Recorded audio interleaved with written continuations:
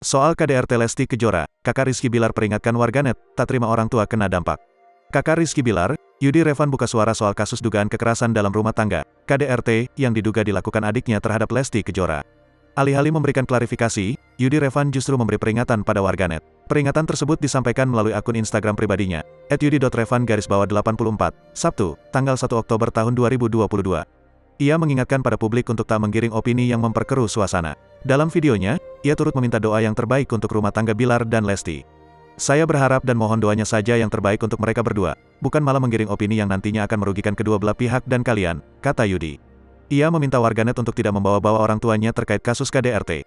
Yudi tak terima orang tuanya ikut merasakan dampak dari hujatan warganet. Teruntuk para netizen, saya mohon, tolong jangan bawa orang tua saya di sini, ya.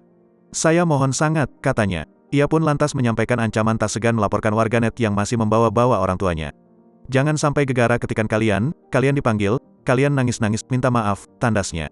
Setelah hebohnya kasus dugaan KDRT Rizky Bilar, akun Instagram ayahnya, Daniel Edi dipenuhi komentar negatif warganet. Tidak sedikit pula yang ikut berkomentar di Instagram ibunya, Rosmala Dewi. Sejumlah warganet pun banyak yang memenuhi kolom komentar dengan desakan untuk segera klarifikasi dan hujatan.